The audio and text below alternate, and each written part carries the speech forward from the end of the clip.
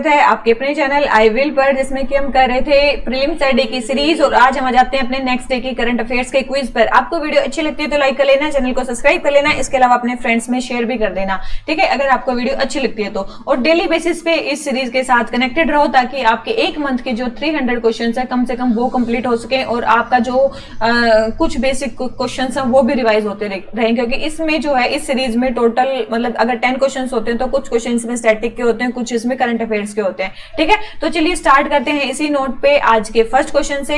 तो आज का हमारा फर्स्ट क्वेश्चन क्या बोलता है? फर्स्ट क्वेश्चन हमारा है कंसीडर द फॉलोइंग स्टेटमेंट। और इस सीरीज का यूज आपको कैसे करना है, सबसे पहले जो भी क्वेश्चन आपको स्क्रीन पे दिया हो, जैसे कि ये फर्स्ट क्वेश्चन हमारा दिया है, तो इस क्वेश्चन में आपको क्या करना है, सबसे पहले वीडियो पॉज करनी है, अपना आंसर लगाना है और उसके बाद आपको आंसर देखना है ताकि आपके 10 क्वेश्चन हो जाए। आपको केवल इस जो वीडियो है इसमें क्वेश्चन को केवल सुनना नहीं है, करना है, ठीक है। इसमें पैसिव पार्टिसिपेशन नहीं, आपका एक्टिव पार्टिसिपेशन चाहिए इसमें, ठीक है। और इस वीडियो के लास्ट में जितने भी आपके क्वेश्चन हो लास्ट तक वीडियो देखनी है और जितने भी क्वेश्चन सही हो गलत हो जो भी हो आप अपने कमेंट बॉक्स में कमेंट भी कर सकते हो, ठीक है। तो चलिए स्टार्ट करते हैं आज के फर्स्ट से।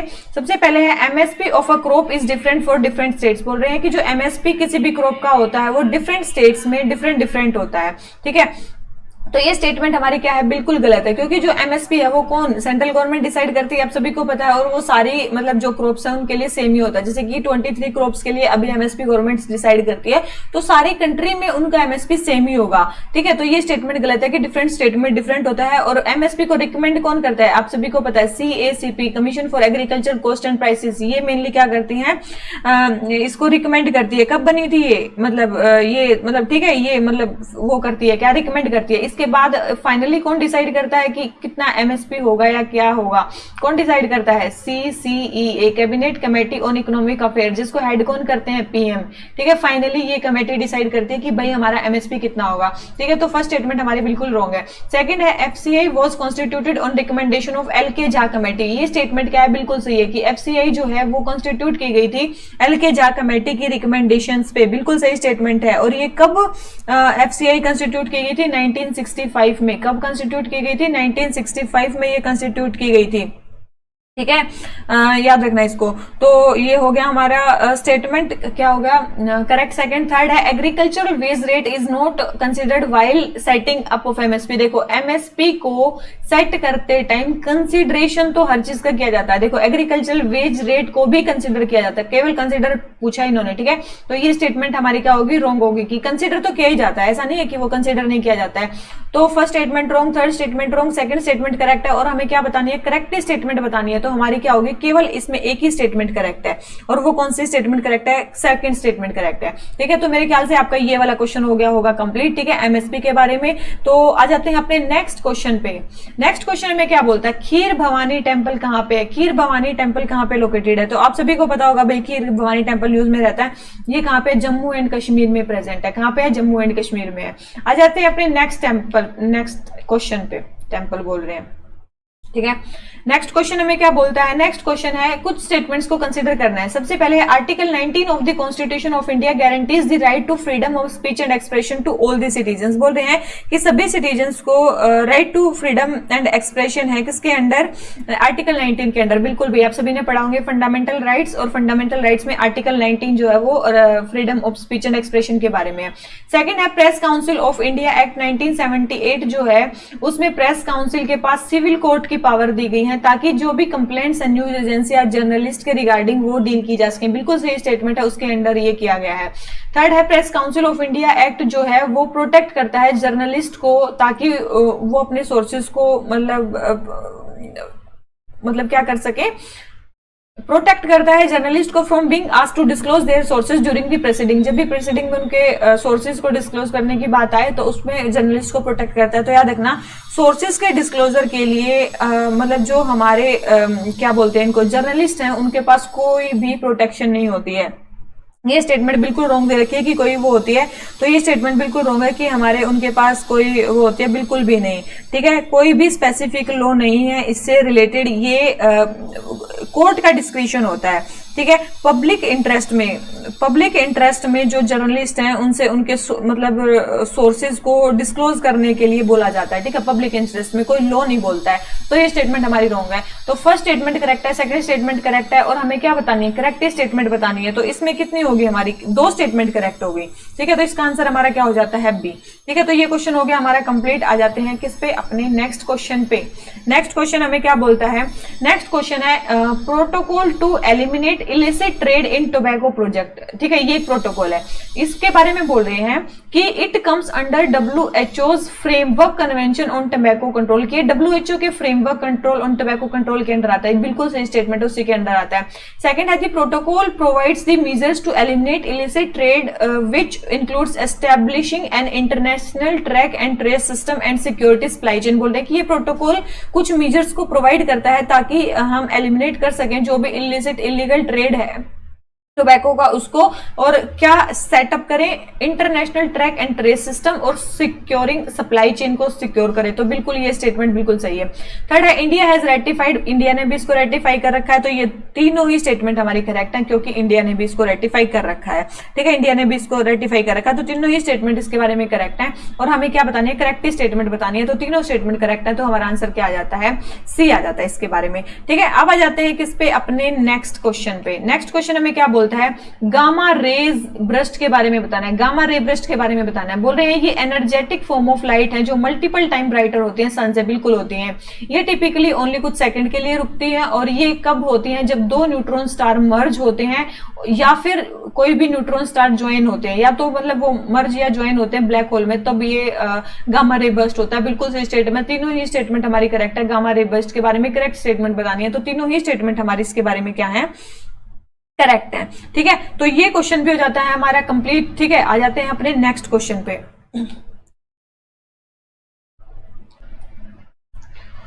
तो हमारा नेक्स्ट क्वेश्चन क्या बोलता है, the first amendment to the constitution of India contain which of the following provisions. पहला जो अमेंडमेंट है कॉन्स्टिट्यूशन का, उसमें कौन कौन से प्रोविजंस हैं। सबसे पहले है exempted land reforms from scrutiny, ठीक है। तो सेकंड है provided protection for backward classes in the constitution, expanded the scope of restrictions on right to free speech. तो याद रखना ये फर्स्ट अमेंडमेंट जो हुआ था उसमें ये सारे ही चेंजेस थे, ठीक है। जो भी कॉन्स्टिट्यूशन में हुआ था, तो उसमें लैंड रिफॉर्म्स को स्क्रूटनी से एग्जेम्प्ट कर दिया था, बैकवर्ड क्लासेस को भी प्रोटेक्शन दिया था, और जो रिस्ट्रिक्शंस का स्कोप था राइट टू स्पीच पे वो भी एक्सपेंड कर दिया था। तो तीनों ही स्टेटमेंट करेक्ट है। हमें बताने करेक्ट स्टेटमेंट, तीनों ही स्टेटमेंट हमारी इसके बारे में क्या है, करेक्ट है, ठीक है। आ जाते हैं अपने नेक्स्ट क्वेश्चन पे। नेक्स्ट क्वेश्चन हमें क्या बोलता है, विच of the following ideally should not be features of a democratic polity. देखो बोल रहे हैं कि कौन से आइडियली फीचर नहीं होने चाहिए, किसी भी डेमोक्रेसी के क्या फीचर्स नहीं होने चाहिए। अगर कहीं पर डेमोक्रेसी है तो वहां क्या नहीं होना चाहिए, सबसे पहले सेंसरशिप ऑफ प्रेस, बिल्कुल भाई सेंसरशिप ऑफ प्रेस तो नहीं होना चाहिए, बिल्कुल सही है। सेकंड है मिलिट्री टेक ओवर नहीं करनी चाहिए, military can take over civilian institution if they fail to deliver on democratic press. देखो मिलिट्री भी टेक ओवर नहीं करनी चाहिए, अगर मिलिट्री टेक ओवर करती है तो ये भी नहीं होना चाहिए, ये भी बिल्कुल सही स्टेटमेंट है, ये भी नहीं होना चाहिए। थर्ड है government should not be run by non elected individuals. देखो ये होना चाहिए, मतलब बिल्कुल भाई नॉन इलेक्टेड इंडिविजुअल्स के द्वारा गवर्नमेंट रन नहीं होनी चाहिए, ये सही स्टेटमेंट है। अगर यहाँ पे ये होता कि गवर्नमेंट जो है इलेक्टेड रिप्रेजेंटेटिव्स के द्वारा वो होनी चाहिए तो वो गलत होता, ठीक है। तो इसका मतलब इनडायरेक्ट मतलब है कि गवर्नमेंट जो है वो रन होनी चाहिए इलेक्टेड रिप्रेजेंटेटिव के द्वारा। तो ये स्टेटमेंट क्या है, मतलब ये नहीं होनी चाहिए, नहीं है ये, मतलब ये तो होना चाहिए डेमोक्रेटिक पॉलिटी में। तो ये इस क्वेश्चन के अकॉर्डिंग क्या हो जाता है, गलत। तो first and second statement correct है, और हमें क्या बताने, करेक्ट स्टेटमेंट बताने क्वेश्चन के अकॉर्डिंग क्या नहीं होना चाहिए डेमोक्रेटिक पॉलिटी में। तो फर्स्ट एंड सेकंड जो है वो नहीं होने चाहिए, तो हमारा आंसर क्या जाता है, ए, ठीक है। मेरे ख्याल से आप ये क्वेश्चन समझोगे और लगभग बच्चों का ये क्वेश्चन सही होगा, ठीक है। तो आ जाते हैं अपने नेक्स्ट क्वेश्चन पे। नेक्स्ट क्वेश्चन हमें क्या बोल रहा है, नेक्स्ट क्वेश्चन है यूसीसी के बारे में। भाई बहुत बार ये क्वेश्चन कर चुके हैं। सबसे पहले आर्टिकल 44 हमें क्या बोलता है कि the state shall endeavour to secure a UCC for citizen throughout the territory of India. ये 50 बार बता चुके हैं, बिल्कुल सही स्टेटमेंट है। सेकंड है यूसीसी क्या प्रोवाइड करेगा, one law for the entire country, जो सभी रिलीजियस कम्युनिटी के लिए अप्लाई होगा उनके पर्सनल मैटर में, जैसे कि मैरिज, डाइवोर्स, इनहेरिटेंस, अडॉप्शन, बिल्कुल सही स्टेटमेंट है। थर्ड है the principle laid down in part 4 of the part 4 में क्या है, डीपीएसपी आते हैं, उसी में क्या आता है हमारा, ये यूसीसी का भी आता है। Is fundamental in governance of the country, बिल्कुल ये फंडामेंटल है, पार्ट 4 क्या है, फंडामेंटल है गवर्नेंस ऑफ द कंट्रीज में, गवर्नेंस ऑफ द कंट्री में। And shall be enforceable by any court in India, बिल्कुल भी नहीं, ये इनफोर्सेबल नहीं होता है किसी कोर्ट के भी द्वारा, याद रखना। ओनली फंडामेंटल राइट्स इनफोर्सेबल होते हैं, ना डीपीएसपी इनफोर्सेबल होते हैं और ना ही हमारी फंडामेंटल ड्यूटीज इनफोर्सेबल होती है। ये स्टेटमेंट हमारी क्या हो जाती है, रॉन्ग हो जाती है। ठीक है, तो ये क्वेश्चन हमारा क्या हो गया, रॉन्ग। तो स्टेटमेंट क्या होगी, रॉन्ग। तो थर्ड स्टेटमेंट रॉन्ग है, first and second statement correct है। यूसीसी के बारे में तो हमारा करेक्ट ऑप्शन बताना है, तो केवल 2 ही स्टेटमेंट हमारी इसके बारे में क्या है, करेक्ट है। ठीक है, तो ये क्वेश्चन भी हो जाता है हमारा कंप्लीट। आ जाते हैं अपने नेक्स्ट क्वेश्चन पे।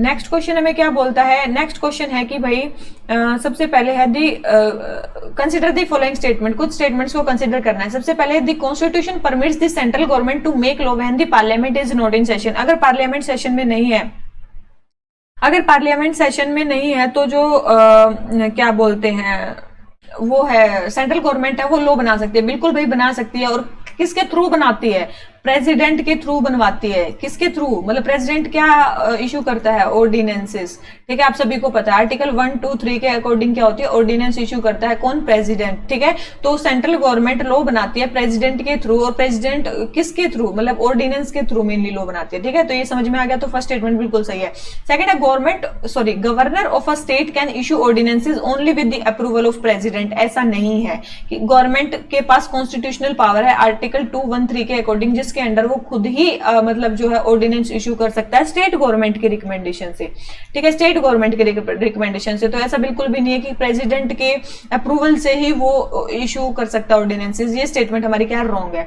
थर्ड है an ordinance can be promulgated only once, तो ये स्टेटमेंट भी क्या है हमारी बिल्कुल गलत है, क्योंकि जो ऑर्डिनेंसेस हैं वो कितने बार रिप्रोमलगेट हो सकते हैं, 3 बार, ओनली 3 बार। कितनी बार, थ्राइस, ओनली थ्राइस। ठीक है, 3 बार हो सकती है, तो ये स्टेटमेंट भी हमारी क्या हो जाती है, रॉन्ग हो जाती है। ठीक है, तो ये स्टेटमेंट भी रॉन्ग हो जाती है। तो सेकंड स्टेटमेंट रॉन्ग है, थर्ड स्टेटमेंट रॉन्ग है, फर्स्ट स्टेटमेंट करेक्ट है। और हमें क्या बताना है, इनकरेक्ट स्टेटमेंट। देखो भाई, मैं इसलिए ये निशान लगाती हूँ ताकि आपको भी ये आदत रहे कि करेक्ट पूछा है कि इनकरेक्ट पूछा है। ठीक है, तो ये आपको पता होना चाहिए कि करेक्ट या इनकरेक्ट में से आपसे क्या पूछा है, और केवल आप उसी पे निशान लगाओ। ठीक है, ये कभी गलत नहीं होना चाहिए, इसलिए मैं बार बार ये निशान लगाती हूँ ताकि आपकी भी यही आदत बने करने की कि करेक्ट पूछा है या इनकरेक्ट पूछा है। ठीक है, तो इनकरेक्ट पूछा है हमसे, incorrect second and third incorrect है, तो हमारा आंसर क्या हो गया, सी। ठीक है, जो पूछा है उसी का आंसर लगा है। आ जाते हैं नेक्स्ट क्वेश्चन पे। नेक्स्ट क्वेश्चन हमें क्या बोलता है, राज्यसभा के पैनल ऑफ वाइस चेयरपर्सन के बारे में बात करनी है। चलो भाई देख लेते हैं। सबसे पहले जो चेयरमैन होते हैं राज्यसभा के, वो एक नॉमिनेट करते हैं एक पैनल ऑफ वाइस चेयरपर्सन, जो भी पैनल होते हैं उसमें से बिल्कुल भाई करते हैं, तो ये स्टेटमेंट बिल्कुल सही है। सेकंड है in absence of chairperson of deputy, जब या तो चेयरमैन या डिप्टी चेयरमैन अगर नहीं है राज्यसभा में, तो कोई भी पैनल का मेंबर प्रिसाइड कर सकता है हाउस के ऊपर, बिल्कुल भाई कर सकता है। थर्ड है राज्यसभा के रूल्स के अकॉर्डिंग नॉमिनेटेड जो मेंबर्स होते हैं राज्यसभा के, वो एलिजिबल नहीं होते पैनल के मेंबर बनने के। क्यों भाई, ऐसा क्यों है, कोई भी पैनल का मेंबर बन सकता है। आपने अभी सुना होगा PT Usha, miss PT Usha first nominated member बनी थी राज्यसभा की हिस्ट्री में, जो पैनल ऑफ वाइस चेयरपर्सन में इंक्लूड हुई थी। तो इसका मतलब वो भी पैनल ऑफ वाइस चेयरपर्सन में इंक्लूड हो सकते हैं। तो ये स्टेटमेंट क्या है, रॉन्ग हो गई। ठीक है, तो ये जो आप करंट अफेयर्स पढ़ते हो ना, इससे आपको मतलब ये होता रहेगा, करंट अफेयर से ये होता है कि क्या चल रहा है। इसका मतलब अगर कुछ आपको ये न्यूज भी पता होती है ना, तो भी आप इस क्वेश्चन को कर देते कि नहीं, नॉमिनेटेड मेंबर्स भी एलिजिबल होते होंगे, तभी तो पीटी उषा जी बनी होंगी पैनल की मेंबर। तो ये स्टेटमेंट क्या होगी, रॉन्ग होगी। तो third statement wrong, first and second statement correct है। और हमें बतानी क्या है, केवल करेक्ट स्टेटमेंट बतानी है। तो 2 स्टेटमेंट हमारी करेक्ट है और हमारी क्या नाम लेते हैं, एक स्टेटमेंट रॉन्ग है, तो हमारा आंसर क्या हो जाता है, बी। ठीक है, तो गाइस इसी नोट पे आज के हमारे टोटल 10 क्वेश्चंस हो जाते हैं कंप्लीट। वीडियो अच्छी लगी हो तो लाइक कर लेना, चैनल को सब्सक्राइब कर लेना, इसके अलावा अपने फ्रेंड्स में शेयर भी कर देना। ठीक है, तो चलिए इसी नोट पे आज का लेक्चर खत्म करते हैं। Thank you very much, bye bye.